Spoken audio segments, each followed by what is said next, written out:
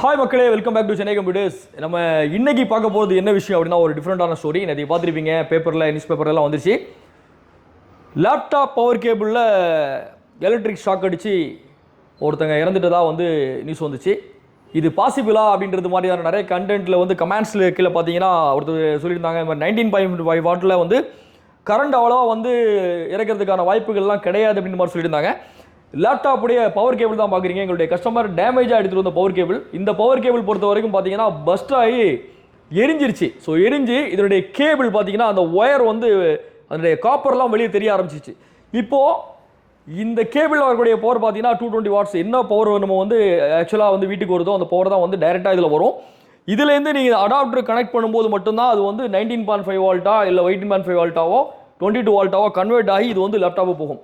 So இந்த power கேபிளில் நீங்கள் இப்போ டைரெக்டாக பவரில் கொடுக்குறீங்க அப்படின்னா இந்த காப்பர் கம்பியெல்லாம் தெரிய ஆரம்பிச்சு இல்லையா? இப்போ இந்த இடத்துல நீங்கள் கைப்படுது அப்படின்னா கண்டிப்பாக கம்பல்சரி அந்த எலக்ட்ரிக்கல் பவர் வந்து உங்கள் டைரெக்டாக உங்கள் பாடிக்கு தான் போகும்.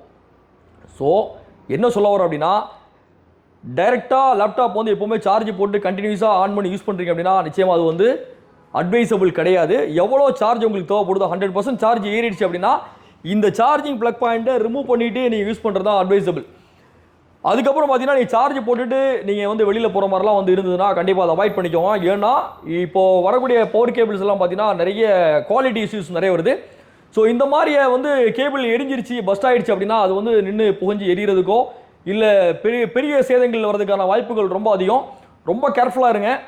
லேப்டாப் பவர் கேபிளில் ஏதாவது ஃபால்ட் வருது அப்படின்னா நீங்கள் ரொம்ப நாள் யூஸ் பண்ணிகிட்டு இருக்கும்போது சரி, இது இல்லாமல் சரி, இது மாதிரி எரியறதுக்கான வாய்ப்புகள் ரொம்ப அதிகம் இருக்குது. அப்படின்றதுனால நீங்கள் வந்து லேப்டாப் பவர் கேபிள் புகையுது இல்லை எரியுது அப்படின்ற மாதிரியான ஒரு ஃபீல் வந்துச்சு அப்படின்னா இன்ஸ்டண்ட்டாக அதனுடைய பவரை வந்து கட் பண்ணிக்கோங்க.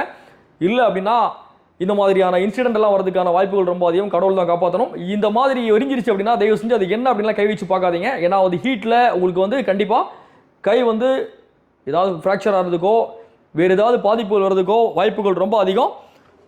ஸோ லேப்டாப் பொறுத்த வரைக்கும் நீங்கள் வந்து சார்ஜர் போட்டு யூஸ் பண்ணிட்டு இருக்கீங்க, பேட்டரியோடைய பேக்கப் இல்லை அப்படின்னா கண்டிப்பாக அதையுமே அவாய்ட் பண்ணிக்கோங்க. ஏன் அப்படின்னா வந்து பேட்டரி பேக்கப் இல்லாத லேப்டாப்லையும் டைரெக்டாக யூஸ் பண்ணும்போது டைரெக்டாக பவர் போயிட்டு மதர் போர்டு தான் ஷார்ட் ஆகும். அந்த லேப்டாப் வந்து கண்டினியூவாக யூஸ் பண்ண முடியாத மாதிரி ஆகிடும்.